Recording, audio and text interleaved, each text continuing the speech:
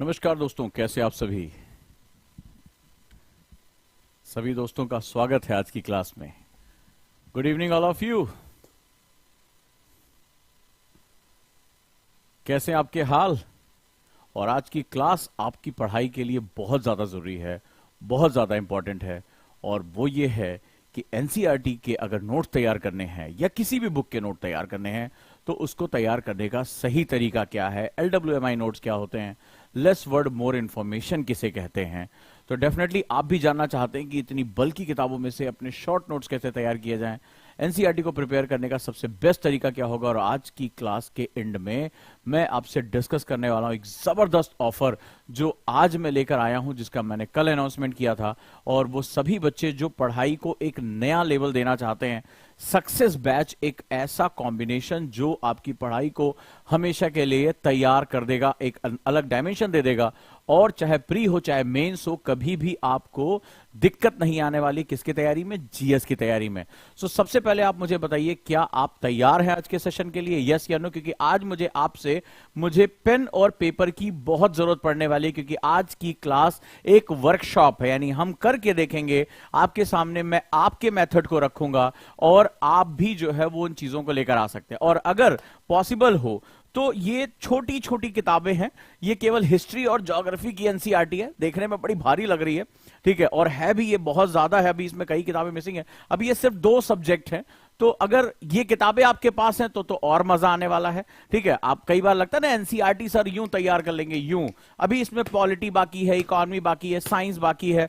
अभी तो ये केवल हिस्ट्री और ज्योग्राफी की, इसमें भी 6 क्लास की हिस्ट्री इसमें नहीं है, बाकी है। तो ये थोड़ी सी किताबें हैं जो आपको हिस्ट्री पढ़ना है, ज्योग्राफी पढ़ना है, इसके बाद पॉलिटी इतनी बुक्स हैं, इकोनॉमी है, साइंस है, सोशल इश्यूज हैं। तो ये इकोनॉमी की छोटी हल्की फुल्की किताबें हैं जो आपको पढ़ना है। तो इसमें आज बताऊंगा कि आप अगर नोट्स बनाना चाहते हैं तो आप कौन सी टेक्निक अपनाएं कि आपके नोट्स, और आपको मैं सैंपल के साथ दिखाऊंगा, आपको मैं जबरदस्त तरीके से इंपॉर्टेंट लूंगा। आपके पास क्या एनसीईआरटी की बुक्स हैं? सबसे पहले मुझे कमेंट बॉक्स में बताइए। सभी लोग का मुझे चैट चाहिए, क्या आपके पास एनसीईआरटी की बुक्स अवेलेबल हैं? अभी मेरे साथ आप करके देखेंगे। मैं वैसे भी जो है वो एक वर्कशॉप के रूप में यहां पढ़ाता हूं, राइट। तो मैं चाहूंगा कि सभी के पास वो चीज अवेलेबल है। मुझे बताएं सबसे पहले, यस या नो?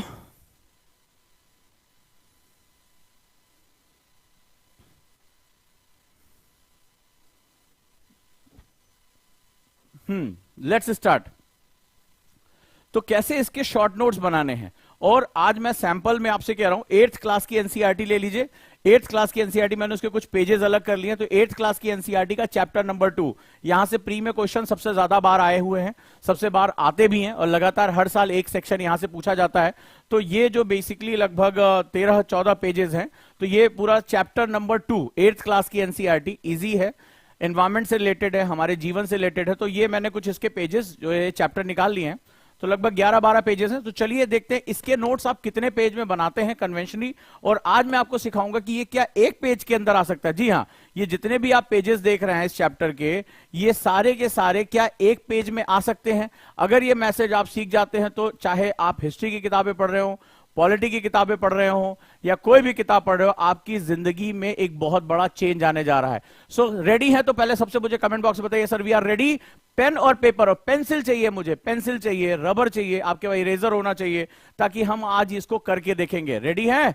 बहुत इंपॉर्टेंट चीज सिखाने जा रहा हूं, बहुत इंपॉर्टेंट चीज है। तो चलिए, अगर रेडी हैं तो आज हम ये जो बल्कि किताबें एनसीईआरटी की, ठीक है, आप सोचते होंगे एनसीईआरटी तैयार करना कितना इजी है, तो खाली ये हिस्ट्री ज्योग्राफी अभी है। अभी इसमें पॉलिटी डाल देंगे तो और ऊंचा हो जाएगा और मुझे उठाने में दिक्कत होती है।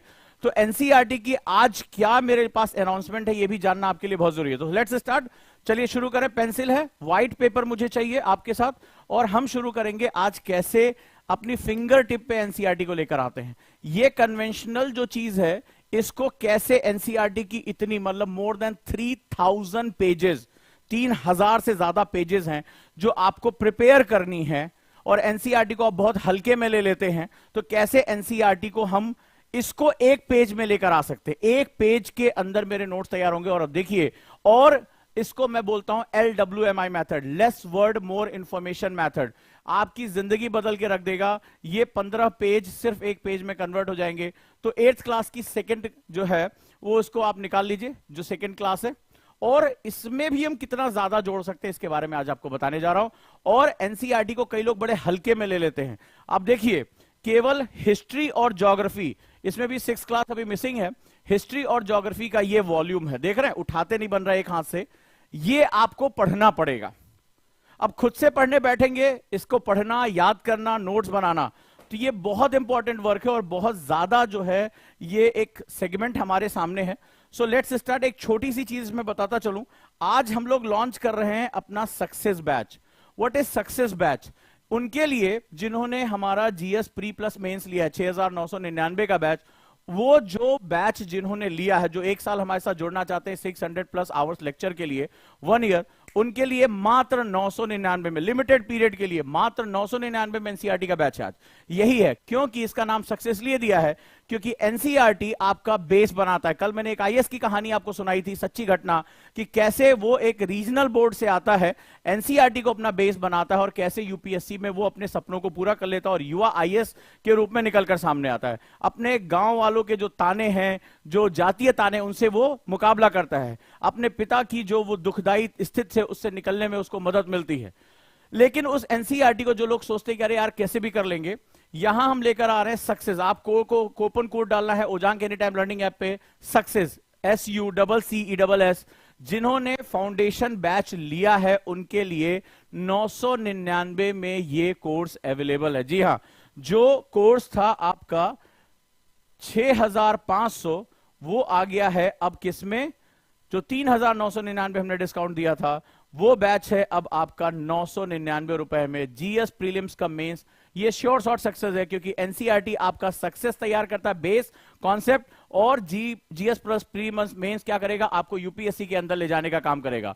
तो इस तरह से हम दोनों को मिक्स करके चलते हैं। तो लेट्स स्टार्ट, आगे हम सफर शुरू करते हैं। और इसके बाद बचता है सिर्फ ऑप्शनल। तो ऑप्शनल भी हमारे जो 5 ऑप्शनल हैं वो 50% डिस्काउंट में। इसके लिए दिन 2 बढ़ा दिए गए, 22 तारीख लास्ट डेट थी। कई बच्चों ने कहा सर हमें 1-2 दिन का टाइम और दीजिए।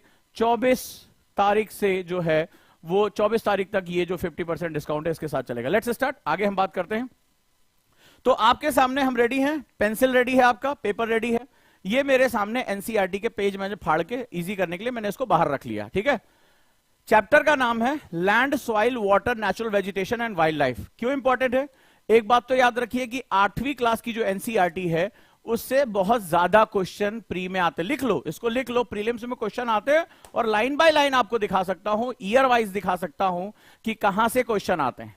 और जो लोग अभी इसके साथ जुड़ना चाहते हैं, फॉर्म मेरी टीम दे रही है, आईएएस विद ओजांग सर का फॉर्म जो है उस पर आप जो है वो लिंक, आप अपनी जो है डिटेल भर सकते हैं। हमारी तरफ से आपको कॉल भी आ जाएगी। चलिए आगे बढ़ते हैं। तो लैंड जो होता है, इस चैप्टर का नाम है यानी भूमि, मृदा, जल और प्राकृतिक वनस्पति तथा वन्यजीव स्रोत। तो इसमें जो सबसे इंपॉर्टेंट है वो है हमारा सॉइल और लैंड रिसोर्सेज, ठीक है। तो ये 8th क्लास की एनसीईआरटी है, ठीक है। अगर है तो बहुत अच्छा है, अदरवाइज आप एनसीईआरटी को बहुत गंभीरता से लेना शुरू कर दें। अब जरा ध्यान से देखिए, रेडी हैं? अब ये मैंने कुछ सैंपल यहां लिया है, ये उस क्लास के कुछ सैंपल्स हैं, ठीक है। ये वही 8th क्लास की एनसीईआरटी है। अब यहां पर क्या है? यहां कहानी शुरू की जाती है। एनसीईआरटी कॉन्सेप्ट बनाने के लिए होती है, बड़े ध्यान से समझना, और हमें इसको एक पेज के अंदर लेकर आना है, एक पेज के अंदर। तो यहां शुरुआत होती है, यहां एक तंजानिया के बारे में, अफ्रीका के बारे में कहानी शुरू होती है, ठीक है। और ये बताता है कि कैसे जो है वो फ्रेश वाटर के लिए उसको जाना पड़ता है, एक लड़की है उसको घंटों सफर करना पड़ता है। और ये कहानी धीरे धीरे हिंदी और इंग्लिश दोनों में एनसीईआरटी आती है। मैंने एक सिंपल एक जो है वो उसके लिए एग्जाम्पल के लिए ले लिया, ठीक है। तो इसने, चूंकि एनसीईआरटी क्या होता है, सबसे पहली बात ये सीखो कि ये सिखाने की बात है। एनसीईआरटी अपने पहले पेज में कहता है कि हम आपकी बौद्धिकता, इंटेलेक्चुअलिटी को डेवलप करते हैं। इंटेलेक्चुअलिटी तब डेवलप होती है जब कहानी का आप हिस्सा बनते हैं, आप उस समय चीजों को विजुअलाइज करते हैं। रेडी? अब हम बात करते हैं। तो यहां क्या कहती है? ये कहता है कि इसको डेली जो है वो काफी दूर तक जाना पड़ता है, पानी की बहुत कमी है। वहीं एक दूसरा क्षेत्र है न्यूजीलैंड, वहां पर जो है हरी भरी घास है, वहां पर जो है वो ढेर सारी भेड़ें वो लोग पालते हैं। तो बताते हैं कि पीटर और बाम्बा, यहां 2 जो है कैरेक्टर हैं, इन दोनों को अलग अलग ज्योग्राफिकल सिचुएशन को डील करना पड़ता है।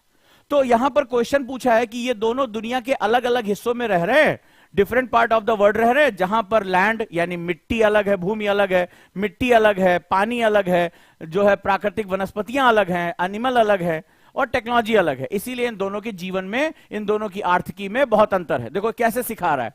तो इसने कहा कि जो मैंने वर्ड यूज किया है लैंड, वो बेसिकली क्या होता है, what is the land and what is the importance of land. तो कहता है कि 90% of the world population occupied only 30% of the land area. तो क्या हुआ, एनसीईआरटी में जो है वो इंफॉर्मेशन बहुत अच्छी दी हुई है, लेकिन उसको क्या किया, उसने बिखेर दिया है। अब क्या कह रहा है आगे देखो, फिर ये तुम्हारे सामने एक चार्ट ऐसे रख दे रहा है कि दुनिया भर में जो है लैंड का क्या क्या यूज है, फोटोज देता है। तो आप कई बार इरिटेट हो जाते हैं, जैसे लैंड यूज वर्ड यूज कर दिया कि ये लैंड यूज है। तो लैंड यूज का मतलब क्या होता है, यानी भूमि का उपभोग क्या है, भूमि का प्रयोग कैसे किया जाता है। तो ये लगातार आपके सामने क्या कर रहा है, ढेर सारे चार्ट दे। अब आपको इरिटेशन होती है इसमें क्या पढ़े और क्या ना पढ़े। अब देखो 2 पेज हो गया, फिर आगे ये फोटोज देता है, कहता है कि जो कॉमन प्रॉपर्टी रिसोर्सेज ऐसे ऐसे होते हैं, इस तरह प्राइवेट लैंड होता है और कम्युनिटी लैंड होता है। जो भी धरती हमारी है, जो 23% हमारे महाद्वीपों का हमारा हिस्सा है, उसमें से कितनी धरती हम इस्तेमाल कर सकते हैं। ध्यान से देखते जाओ, ये तीसरा पेज है। तो बताता है कि इसमें सोसाइटी कैसे रहती है, लैंड का जो है जब हम भूमि का प्रयोग करते हैं तो भूमि का अवनयन होता है, धीरे धीरे मिट्टी खराब हो जाती है, उपजाऊपन खराब हो जाता है। तो ये बहुत सी चीजों के बारे में बता रहे। फिर कहीं बता रहे पहाड़ों जाओगे लैंडस्लाइड होता है, ठीक है। फिर उसके बाद सॉइल इरोजन होता है, धीरे धीरे मिट्टी खराब हो जाती है। तो डेजर्टिफिकेशन, हम वनों को काटना शुरू कर देते हैं तो क्या होता है, मकान बना लिया, डेजर्टिफिकेशन हो जाता है, मरुस्थलीकरण बढ़ जाता है।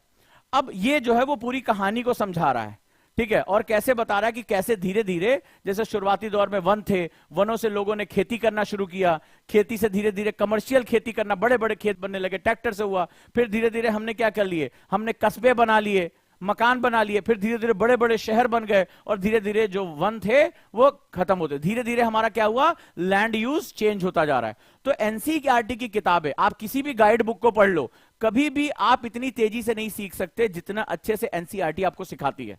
वो धीरे धीरे सब्जेक्ट को डेवलप करती है। देखो लैंड यूज को उसने कितने अच्छे से समझाया है कि पहले हम क्या थे, पहले हमने वनों को काटा, थोड़ा थोड़ा हमने जो है वो क्या किया, एक बेसिक एग्रीकल्चर, प्रिमिटिव एग्रीकल्चर शुरू किया। फिर धीरे धीरे हमने जो है वो और अच्छे से इंसेंटिव और कमर्शियल जो है वो एग्रीकल्चर शुरू किया। फिर धीरे धीरे हमने छोटे छोटे कस्बे बनाए, उनकी जगह मकान लेकर आए खेतों की जगह। अब धीरे धीरे हमने बड़ी बड़ी कॉलोनीज, एयरपोर्ट, ये सब खेतों के ऊपर तो बने। तो समय के साथ हमारा लैंड यूज बदलता चला जा रहा है। अब ये देखो धीरे धीरे आपके दिमाग में ये चीजें आ रही, और इसी की वजह से दुनिया के अलग अलग हिस्सों में हमें अलग अलग इकोनॉमी दिखाई पड़ती है। कहीं क्या होता है, अभी भी आदिम कृषि हो रही है, कहीं झूम खेती होती है, और कहीं पर अमेरिका जैसे प्रेरी में जैसे कमर्शियल फार्मिंग होती है। अलग अलग हिस्सों में जो ये चीजें होती हैं, आपने देखा है, सुना है, मेरे साथ आज एंजॉय करो। अभी मैं इस पे नोट्स बनाना बताऊंगा, अभी डाटा बढ़ने दो। फिर अगले चैप्टर में, अगले जो है पेज पे क्या बताता है कि लैंडस्लाइड क्या होता है, किस तरह से आज की डेट में हमारे पहाड़ों में, आप लोगों ने देखा होगा जोशीमठ के बारे में आपने पढ़ा होगा, जमीन धंस रही है। अभी आपने देखा कि बद्रीनाथ हाईवे 2 जगह से कल धंस गया जोशीमठ में, हाँ या ना, मुझे बताते जाइए। नई नई जो है वो चीजें जो है वो आपके सामने आएगा, ठीक है। तो ये चीजें जो है वो आपके लिए बहुत इंपॉर्टेंट हो जाती हैं, बहुत महत्वपूर्ण हो जाती। पढ़ा आपने, आपने देखा कि जो है वो हिमाचल में कई जगह लैंडस्लाइड्स हुई, कई लोग जो है दब गए, आपने नोटिस किया होगा। अभी आपने देखा जम्मू में शायद ऐसा हुआ, कल वहां पे लैंडस्लाइड हुई कश्मीर में, और वहां पर कुछ लोग जो है वो जो है सोनमर्ग में, वहां पर कई लोग दब गए, ठीक है, वहां पर जो आपने नोटिस किया होगा। तो ये उसके बारे में बात कर रहा है। अच्छा देखो, आपको पता है कि लैंडस्लाइड्स मेड में यहां से सीधे मेंस का क्वेश्चन है, सीधे मेंस का क्वेश्चन है। आप जाइए ज्योग्राफी का मेंस का पेपर उठाइए, आपको क्या मिल जाएगा, सीधे यहां से आपको क्वेश्चन मिलेगा, यही से उठाकर आपको लिखना है, सीधे क्वेश्चन है। आप जाइए, और भूस्खलन, मैंने ओजांग टेस्ट प्रैक्टिस पे भी अपना असाइनमेंट डाल रखा है, भूस्खलन का सीधे मेंस का क्वेश्चन तुम्हें जीएस का मिलेगा, सीधे इसी पेज से तुम्हें एकदम दे रहा हूं, पेज नंबर 12, 8वीं क्लास की एनसीईआरटी ये दिया हुआ है। क्लियर? अब देखते जाओ यूपीएससी में एनसीईआरटी कितनी इंपॉर्टेंट है।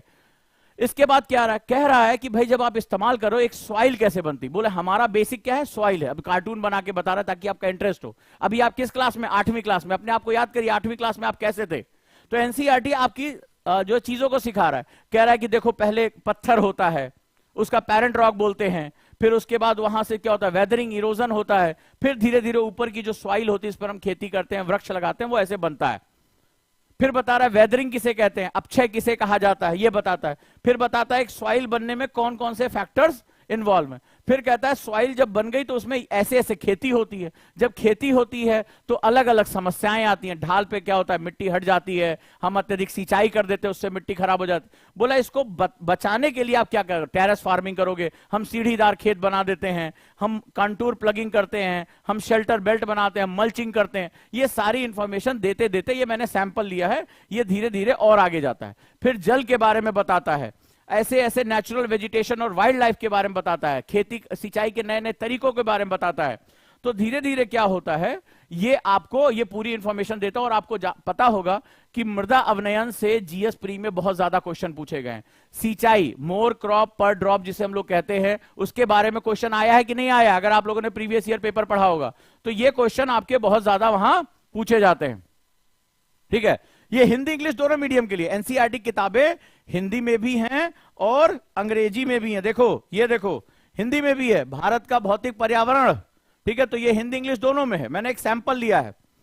अब ये तुम्हें ये चैप्टर में बहुत इंफॉर्मेशन दी है, land uses, change in the land pattern, ठीक है, soil degradation, soil conservation, water conservation, ठीक है, वाइल्ड लाइफ। अब इतना कुछ आपके सामने दिया है और हर चीज आपके लिए बहुत इंपॉर्टेंट है। आपको नहीं पता क्वेश्चन कहां से पूछा जाएगा, वेदरिंग से क्वेश्चन आ चुका है, सॉइल वाला क्वेश्चन तो प्री में इसी बार आया था, आपने देखा था, सॉइल प्रोफाइल का क्वेश्चन आया हुआ था। तो 8वीं क्लास, ये जो जितनी भी एनसीईआरटीज हैं, लोग कहते हैं अरे क्वेश्चन बेकार है, नई वाली एनसीईआरटी से मैं तुम्हें पेज बाय पेज क्वेश्चन दिखा सकता हूं। लैंडस्लाइड का क्वेश्चन आपने देखा होगा मेंस में, हाँ या ना मुझे बताते जाओ, चैट में मेरे साथ इंगेज रहो। आपने भी प्रीवियस ईयर पेपर देखा होगा, नहीं देखा होगा तो भूगोल का पेपर उठा लाओ, ठीक है, और उसमें उठा के तुम इसमें जो है वो भूस्खलन के बारे में क्वेश्चन उठा के देख लोगे, 2-3 साल पहले पूछा गया है, कोई दिक्कत नहीं है। ठीक है, तो आपका मेंस का क्वेश्चन में आपको मिल जाएगा। अब सवाल यह है कि इतनी इंफॉर्मेशन को मैं ऐसा कैसे बना लूं कि मैं ब्रश कर रहा हूं, बाल झाड़ रहा हूं, गाना सुन रहा हूं, फिर भी मैं रिवीजन कर लूं। चाहते हो? हाँ या ना, यस या नो, जल्दी मुझे बताओ सब लोग।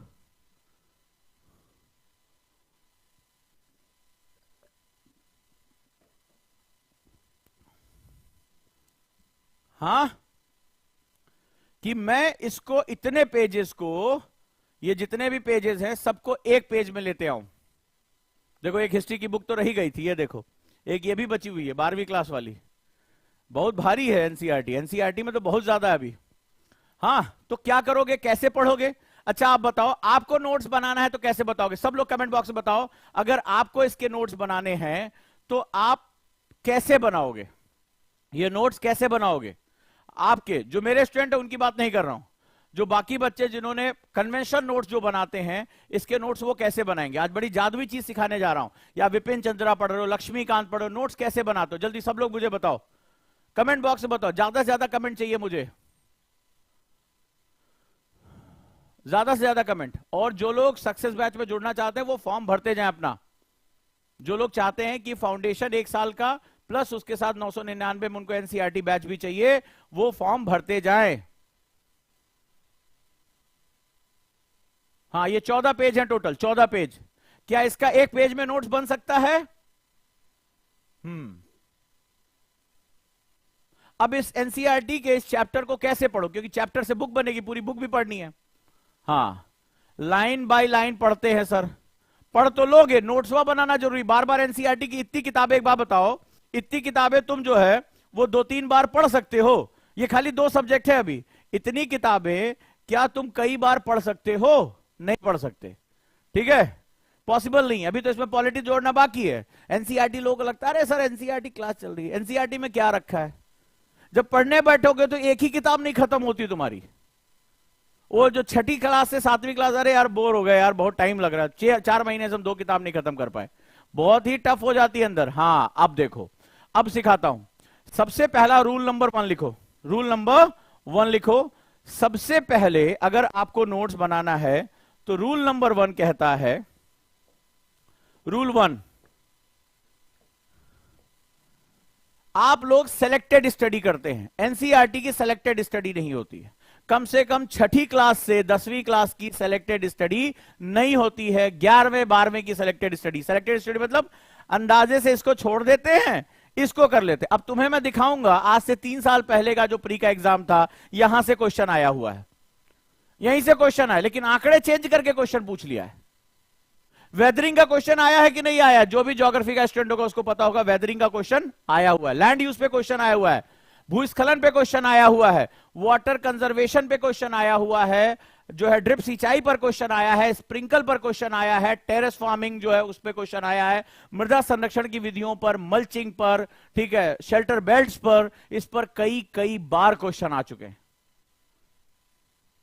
कई कई बार क्वेश्चन आ चुके हैं, आप छोड़ ही नहीं सकते इसको। तो चलिए अब बताता हूं, ठीक है, कि क्या होने जा रहा है, मजेदार। और हां, ये जो बैच है ना, जो सक्सेस बैच है, यानी कि जीएस फाउंडेशन विद एनसीईआरटी, ये बाइलिंगुअल यानी हिंदी इंग्लिश दोनों के लिए। अब जरा मजेदार बात देखो, सबसे पहले rule number 1, read carefully, line by line read. Pencil लोगे, पेंसिल, हाइलाइटर भी नहीं, आप सबसे पहले इसको पढ़ोगे, और पढ़ते समय क्या होगा भाई, आप भी तो रीड यानी पढ़ना तो आपको पता है, बोले सर पढ़ लेंगे, नहीं। एनसीईआरटी जो छठी क्लास से 10वीं क्लास का जो सेगमेंट है, 2 है, छठी से 10वीं, 11वीं से 12वीं, ये 2 सेगमेंट है, 2 सेगमेंट है, ठीक है। जो 6 to 10 है, स्पेशली 6 to 8, 9 to 10 एंड 11 12, ये 3 सेगमेंट बनाए गए हैं।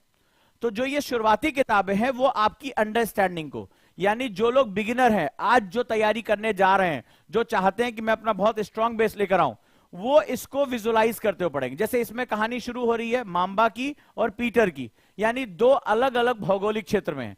इसको बहुत लोग छोड़ देते हैं, बे फालतू लिखा, बे छोड़ दे, किसकी क्रक्स खरीद के लेकर आते हैं, मतलब क्या जाते हैं और मार्केट से क्रक्स उठा लाते हैं, लेकिन ये नहीं जानते कि चैप्टर का सबसे इंपॉर्टेंट पॉइंट ये क्यों, इसके में एक मैसेज दिया गया। मैसेज ये दिया गया है कि अगर अफ्रीका में रहने वाली मांबा गरीब है और न्यूजीलैंड में रहने वाला जो पीटर है वो अमीर है, इसके पीछे जो सबसे बड़ा फैक्टर है उनकी ज्योग्राफी है। ये जहां रह रही है मांबा, वहां पर क्या हम देख रहे हैं कि वहां पानी की कमी है, वहां सॉइल जो है, जब पानी की कमी होगी तो वहां पर सॉइल कभी फर्टाइल नहीं होगी, एग्रीकल्चर नहीं कर पाओगे, जानवर नहीं पाल पाओगे, ठीक है। और ये जो दूसरा न्यूजीलैंड में रह रहा है, इसके पास घास के मैदान है, और घास के मैदान होने की वजह से, फर्टाइल सॉइल होने की वजह से, ये क्या कर रहा है, भेड़े ऐसी पाल रहा है, तस्मानिया भेड़े पाल रहा है, जिसके ऊन की बेहिसाब डिमांड है, बड़े बड़े फार्म है इसके पास। इन दोनों की आर्थिकी और इन दोनों की पर कैपिटा इनकम, अफ्रीका के लोगों की पर कैपिटा इनकम बहुत कम है, और जो न्यूजीलैंड के लोग हैं उनकी पर कैपिटा इनकम यानी प्रति व्यक्ति आय बहुत ज्यादा है। ये जो चीज है ये आपका माइंडसेट बनाता है, आपको क्या करना है, इस पर सोचना है। सोचना है कि आखिर ये दोनों भौगोलिक क्षेत्र यानी ज्योग्राफिकल एरिया दोनों के आर्थिक सामाजिक क्षेत्रों को कैसे प्रभावित कर रहे हैं। कितने लोग इस बात को सोचने के लिए तैयार हैं? यानी ये दोनों भौगोलिक क्षेत्र 2 अलग, ये पीटर और जो मांबा है, ये 2 व्यक्तियों का नाम लिया, क्योंकि आप 8वीं क्लास में हो, आपको देशों की राजनीति पे बात नहीं करनी है, तो इन दोनों को सिंबलाइज करते हुए एनसीईआरटी ने एक ट्रिक खेली कि ये 2 कैरेक्टर हैं, आपके दोस्त हैं आपकी क्लास में, और ये दोनों जो हैं, इन दोनों का क्या है, इन दोनों की आर्थिक सामाजिक स्थिति अलग है। मांबा अपने लिए संसाधन को जमा करने में उसको जीवन भर परेशानी होगी, और पीटर के पास संसाधन क्या होंगे, आसानी से उपलब्ध होंगे। तो राष्ट्रों के जो संसाधन होते हैं वो भूगोल पे तय होते हैं, भूगोल पे तय होते हैं। अगर तुम चाहते हो कि भारत जो है वो चावल की खेती का निर्यात करे, तो तुम राजस्थान के लोगों से जाकर चावल का निर्यात नहीं करा सकते। क्यों नहीं करा सकते? कितने लोग मुझे इस क्लास में जवाब दे देंगे? तुम राजस्थान के लोगों को जाकर, जैसलमेर के लोगों को जाकर कहोगे कि भैया चावल के निर्यात की बहुत बड़ी स्कीम आई है, 100% बासमती चावल हम विदेशों में बेचेंगे, चलो जैसलमेर के लोग चावल की खेती करो जल्दी जल्दी। कितने लोग जानते हैं इसका जवाब गलत होगा, ये नहीं है पॉसिबल। क्यों? मुझे जवाब दो इसका, मुझे इसका जवाब दो।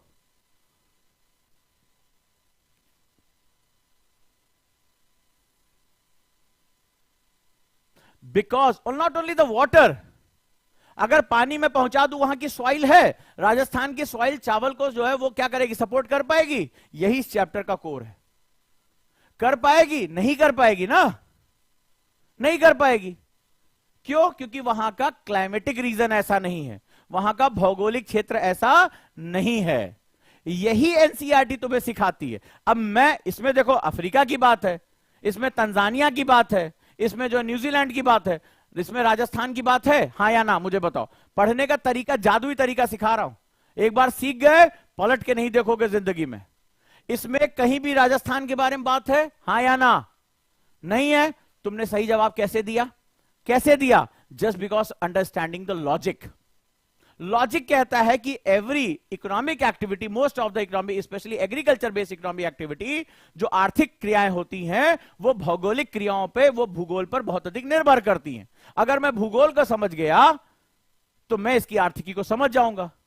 अब मैंने तुमसे क्वेश्चन पूछा, अब फिर मेरे क्वेश्चन का जवाब दो। देखो अभी आज तुम्हें एनसीईआरटी पढ़ने का जो तरीका होता है, बीटीएल जिसे बोलते हैं, जो कि सबसे बड़ी हमारी ताकत है, बीटीएल, बिटवीन द लाइन, सिखा देता हूं। सिखाऊं? मैं तुमसे कहता हूं, मेरा एक मित्र है जिसका नाम है गंगोपाध्याय, और एक मेरा मित्र है मीणा। एक रहता है जो गंगोपाध्याय है वो पश्चिम बंगाल में है, और मीणा जो है वो कहां है? जैसलमेर में है, थार डेजर्ट में है। क्या मीणा का मुख्य भोजन चावल हो सकता है? मुझे जवाब दो, मैं सांस्कृतिक विन्यास की बात कर रहा हूं। क्या उसका मुख्य भोजन चावल हो सकता है? यानी मेन जो उसकी जो सीरियल क्रॉप है, स्टेपल क्रॉप है?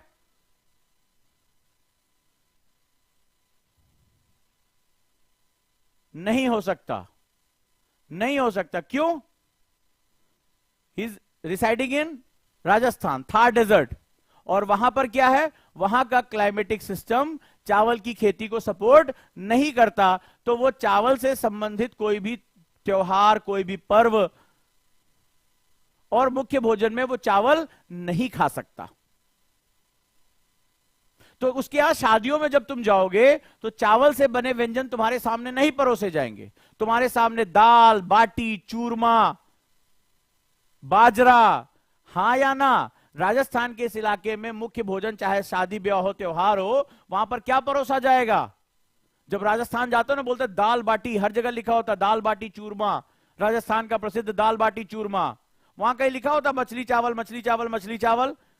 तो क्यों ऐसा होता है? बंगाल में चले जाओगे, मच्छी भात, मच्छी भात, मच्छी भात तुम्हें दिखाई पड़ेगी। वाई?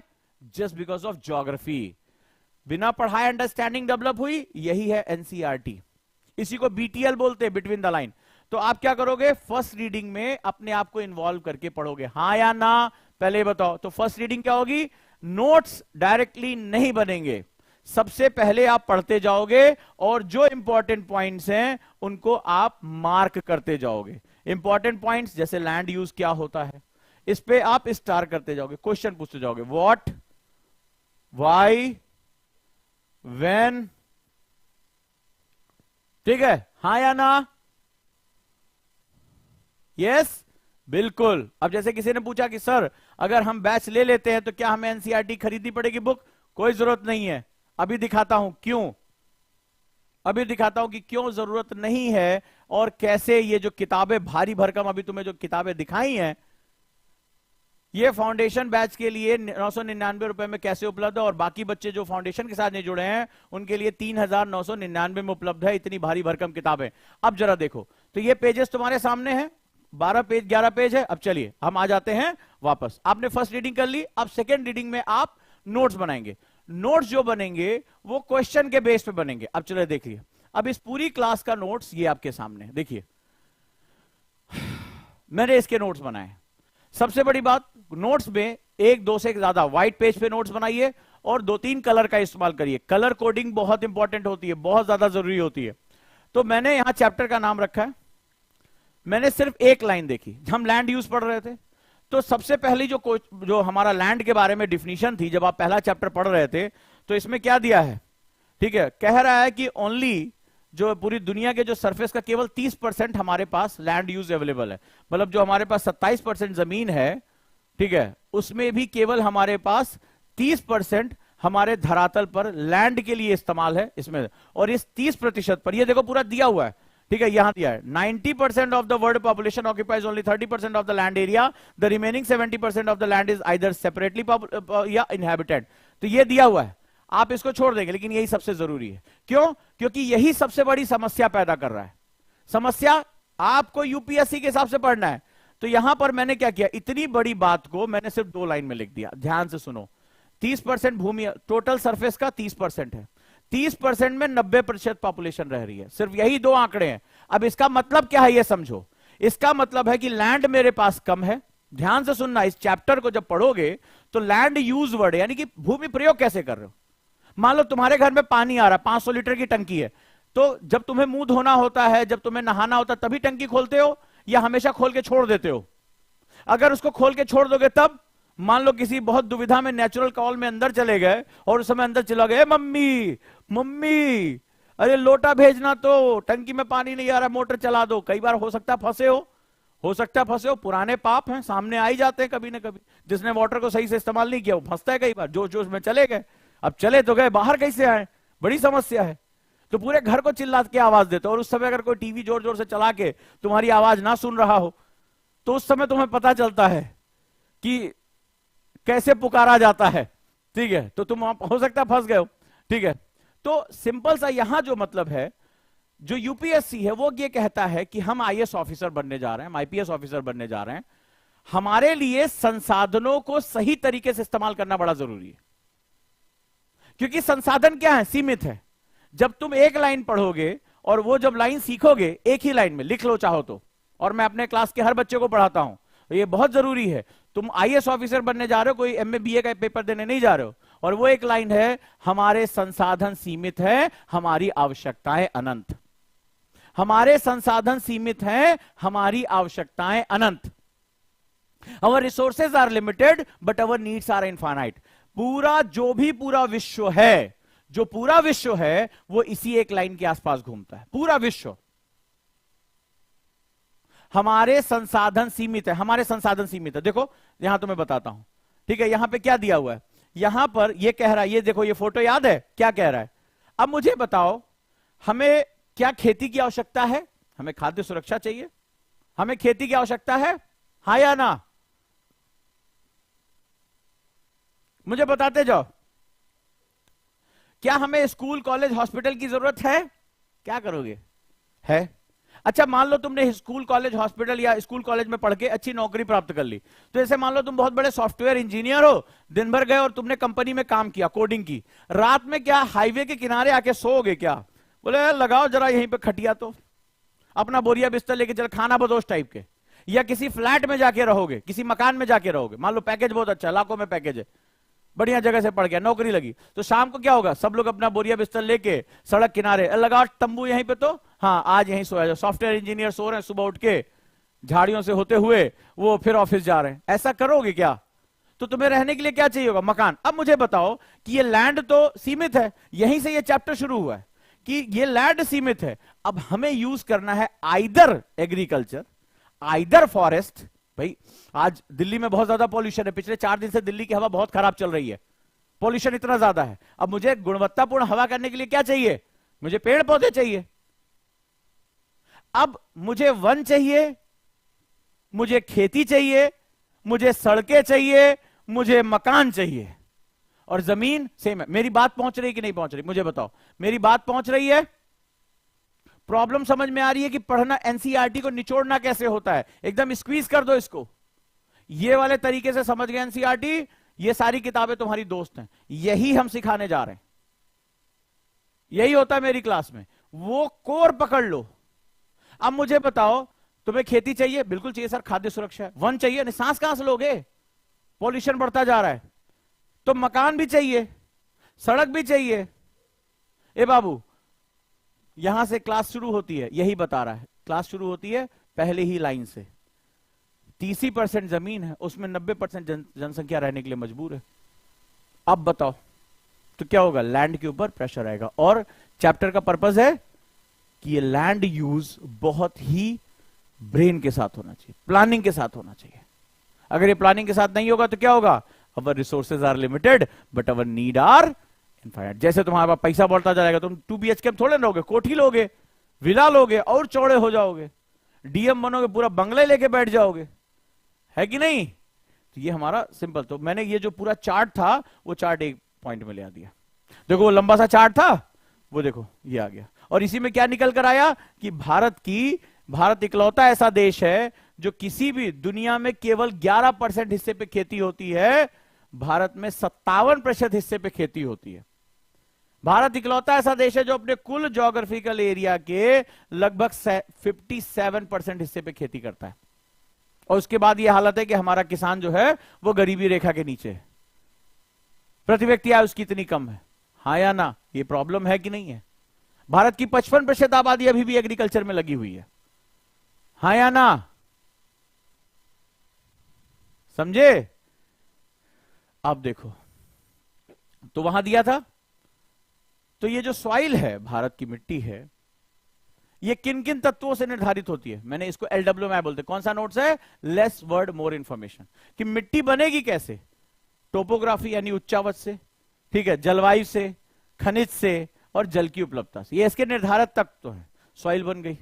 फिर मिट्टी कैसे होती है? बोले ये जो लैंड है दो तरह की है, प्राइवेट लैंड है और कम्युनिटी लैंड है, यानी कि निजी भूमि, सामुदायिक भूमि। ये देखो तुम्हारे सामने है चैप्टर, अगर खुला होगा खोलते जाओ, इतने बड़े बड़े जो पैराग्राफ लिखे हैं, यहां से शुरू हुआ है यहां तक गया है, ये सिर्फ 2 पॉइंट में खत्म हो गया।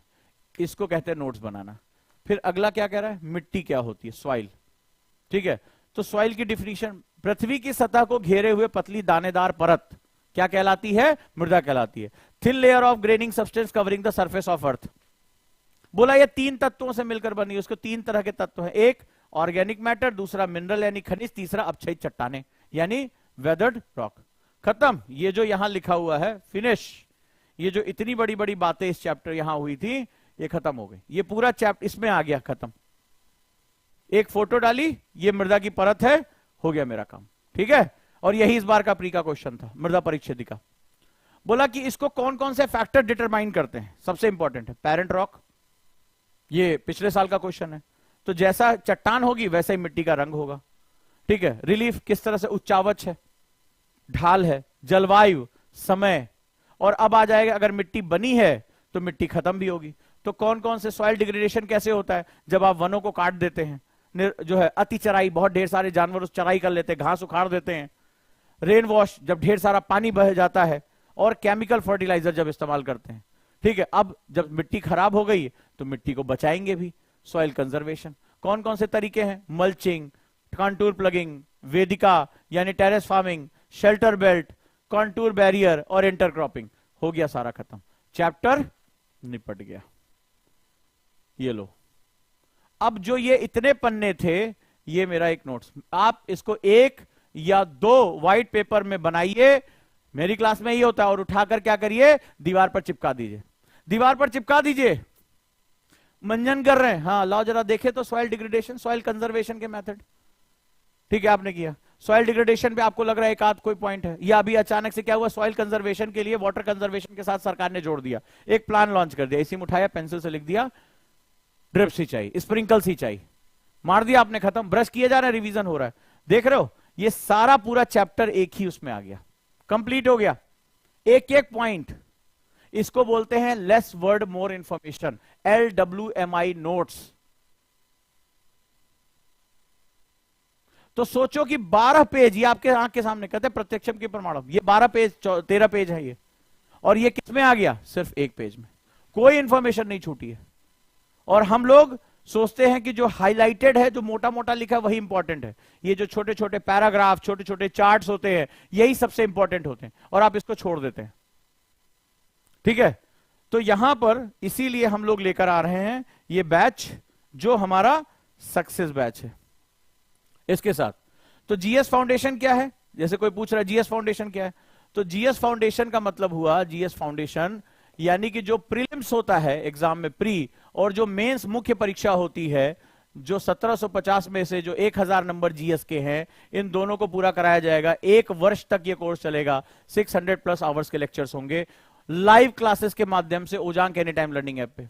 प्लस इसके साथ अगर आप एनसीईआरटी जोड़ लेते हैं, तो आपका जो बेस है, जो छोटी छोटी चीजें हैं, वो आपकी बहुत बड़ी हो जाएगी। आपका बेसिक फंड, आज आपने देखा सिर्फ एक पैराग्राफ से आपने ये अंदाजा लगा लिया कि राजस्थान और पश्चिम बंगाल के सांस्कृतिक विन्यास में अंतर कैसे होगा, खान पान पे अंतर कैसे होगा, 30 त्योहारों में कैसे अंतर होगा। तो ये कैसे आया? क्योंकि आपका लॉजिक डेवलप हो गया। तो एनसीईआरटी आपका लॉजिक डेवलप करता है, क्योंकि क्वेश्चन कहीं से रटे रटाए नहीं आएंगे, क्वेश्चन लॉजिक पे आएंगे। एनसीईआरटी लॉजिक के लिए है। तो ये जो बैच है वो 6999, जो 60,000 का बैच था, वो 6999 का भी है ऑनलाइन, प्लस एनसीईआरटी अगर आप लेते हैं तो ये 3999 का बैच है। लेकिन इस केस में जब फाउंडेशन के आप साथ लेते हैं तो ये मात्र 999 का बैच है, मात्र 999 का, और ये डिस्काउंटेड है अगर आप कोड यूज करते हैं सक्सेस, सक्सेस कोड यूज करते हैं तो SUCCESS। आज आप जाएं, या अगर आपको कोई दिक्कत आ रही है तो अभी भी ये 2 दिन के लिए ऑफर है, 8750711100 पर आप कॉल कर सकते हैं, इनसे और जानकारी पूछ सकते हैं, उनको आपको पूरी हेल्प यहां मिल जाएगी। क्लियर है? या जो फॉर्म है उसको भर सकते हैं। अब मुझे बताइए कितने लोग रेगुलर टेस्ट दे रहे हैं, प्रीलिम्स में टेस्ट दे रहे हैं, बहुत जरूरी है, ठीक है, RSM बहुत जरूरी है। तो चलिए शुरू हो जाइए। और जो केवल एनसीईआरटी के साथ जुड़ना चाहते हैं वो क्या कर सकते हैं, वो मात्र 3999 में जुड़ सकते हैं। लेकिन आज ये गोल्डन ऑफर है, मार दीजिए छक्का जबरदस्त तरीके से। और जो ऑप्शनल के साथ जुड़ना चाहते हैं वो सभी ऑप्शनल जो रनिंग है उसपे 50% डिस्काउंट उनको मिल रहा है, यानी कि फीस जो है वो 50% ऑफ है। राइट? आप लोग क्या OTP पे जाके टेस्ट दे रहे हैं? प्रहार, ओजांग टेस्ट प्रैक्टिस पे और एनसीईआरटी का आत्मनिर्भर बैच, ये दोनों बहुत इंपॉर्टेंट है। जाकर जुड़ जाइए और तैयारी शुरू करिए। रेडी?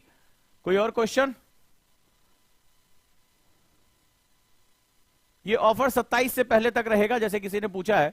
27 से बैचेस शुरू हो रहे हैं, 27 फरवरी से, तो ये 1 वीक तक आप इसमें जुड़ सकते हैं, एडमिशन ले सकते हैं। और मुझे लगता है कि आपको इसके साथ काम करना चाहिए।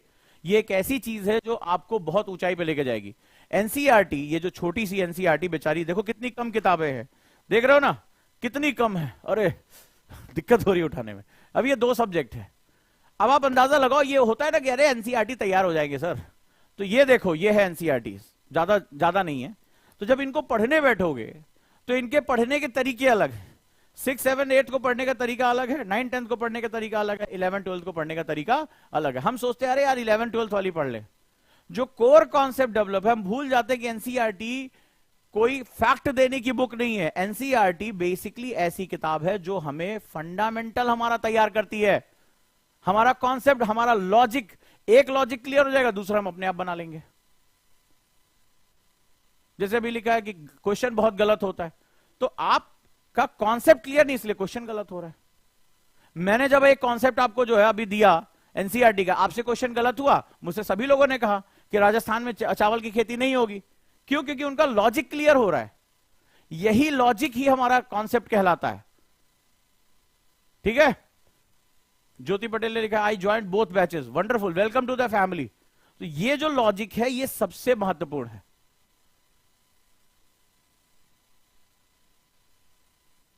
और रवि बजाज सर आप जानते हैं इंग्लिश स्पीकिंग कोर्स लेकर आ रहे हैं, बहुत जरूरी है जो लोगों को इंग्लिश बोलने में। English speaking course Ravi Bajaj sir का, इसकी भी आप जानकारी ले सकते हैं विद सर्टिफिकेट। सबसे मजेदार है कि ये सर्टिफिकेट भी दे रहे हैं ताकि आपको अपनी जो सीवी है, रिज्यूम है, डैफ है, उसमें आपको लगाने में मदद मिलेगी with my signature and Ravi Bajaj signature. Right दोस्तों? सिर्फ एनसीईआरटी 3999 का है, जुड़ जाइए, कोई बात नहीं है। वो 2 मार्च से क्लास शुरू है।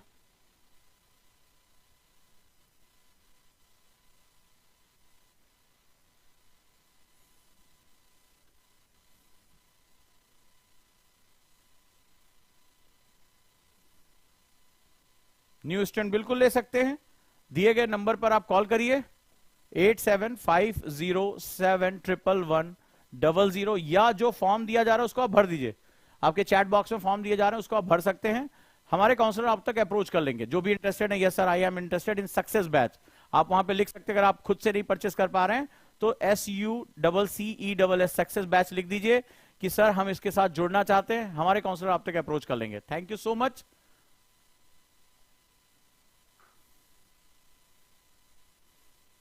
एनसीईआरटी बैच भी अवेलेबल है, आप सिर्फ कॉल करिए उनको, वो आपकी पूरी हेल्प करेंगे। राइट दोस्तों? तो अब सोचना कि इस बात का सफर शुरू करिए। आज देखते हैं, आज 2 चैप्टर का सैंपल नोट्स बनाइए, देखिए कितना समय लगता है और कितनी मेहनत लगती है, और इस पर दोबारा जो है लेकर आइए। डे आफ्टर टुमारो फिर मैं एनसीईआरटी पर एक सेक्शन लूंगा और आपको बताऊंगा कि एनसीईआरटी पे और आपको कैसे अप्रोच करनी है, कैसे और ज्यादा जो है आपको मेहनत करनी है, और आप इस पे बहुत अच्छा कर सकते हैं।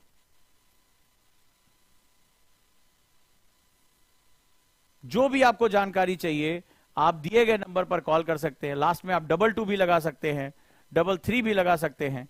आप इन पे कॉल कर सकते हैं, काउंसलर आपको सारी जानकारी देंगे, कहां से कोर्स मिलना है, कौन आपकी मदद करने जा रहा है, या कोर्स की फीस कितनी है, डिस्काउंट कितना है, आपको जो भी इसमें पूछना है आप दिए गए नंबर पे कॉल कर सकते हैं, ठीक है, या फॉर्म भर दीजिए, हम आपको खुद ही अप्रोच कर लेंगे अगर आपको कोई दिक्कत आ रही है तो। क्या पूछा, अगर किसी कोचिंग से पढ़ रहे हैं तो पीडीएफ नोट्स को भी LWMI में, देखो मुझे इसका जवाब तुम दो। एक सज्जन है, उन्होंने पूछा कि हम किसी और कोचिंग से पढ़ रहे हैं तो हमें पीडीएफ से नोट्स बनाने चाहिए कि नहीं बनाने चाहिए। मुझे एक बात छोटी सी बताओ, ये पीडीएफ ही है, इसका पीडीएफ भी गवर्नमेंट अवेलेबल कराती है, ठीक है। मुझे ये बताओ, क्या अगर आज तुम इस किताब को पढ़ते हो, सभी लोग इसका जवाब देना, और आज से 2 महीने बाद तुम्हें कुछ रिवाइज करना है, क्या इन किताबों को तुम दोबारा पढ़ सकते हो, हाँ या ना? इन किताबों को पूरा का पूरा दोबारा पढ़ सकते हो? इतना टाइम रहेगा तुम्हारे पास कॉन्सेप्ट के लिए? क्या तुम 5-6 साल के लिए यहां आए हो? तो अगर आप LWMI नोट्स नहीं बनाते हैं तो आप अपने साथ बहुत बड़ा विश्वासघात कर रहे हैं, बहुत बड़ा, राइट। आप, ये पॉसिबल नहीं है आपके लिए। सुनने सुनाने में हाँ बोलने के लिए कोई बोल दे, लेकिन इतने आप जानते हैं ये मोर देन 3000 पेजेस। और अगर आपकी मैं बात करूं तो इनकी जो टोटल कॉस्ट आती है वो 5000 से ऊपर है। अगर आप खाली एनसीईआरटी की बुक्स खरीद के लेकर आओगे तो ये भी 5000 के आसपास पड़ेंगी। तो इस हिसाब से तो ये आपके लिए एक बहुत ही फ्री कोर्स है, किताब की दाम से भी कम में जो है वो कोर्सेज अवेलेबल हैं। तो आपको इसके साथ जुट जाना चाहिए अभी के अभी। फॉर्म भरिए या दिए गए नंबर पे आप कॉल कर लीजिए। और जितने भी लोग हैं चैनल को सब्सक्राइब जरूर कर दें, जरूरी है, क्योंकि आपको नोटिफिकेशन मिलना चाहिए। मेरी अगली क्लास डे आफ्टर टुमारो है, परसों मेरी क्लास है, तो इसके लिए भी आपको जानकारियां मिल जानी चाहिए। रेडी है दोस्तों? कितने लोगों ने अभी चैनल सब्सक्राइब नहीं किया है वो सब्सक्राइब जरूर कर ले, बेल नोटिफिकेशन आ जाए। हम और भी इसमें नई नई चीजें लेकर आ रहे हैं जो आपके एग्जाम के लिए बहुत ज्यादा जरूरी है। सो मेक श्योर कि आप आज चैनल को सब्सक्राइब जरूर कर लें ताकि आपको बेल नोटिफिकेशन मिलता रहे।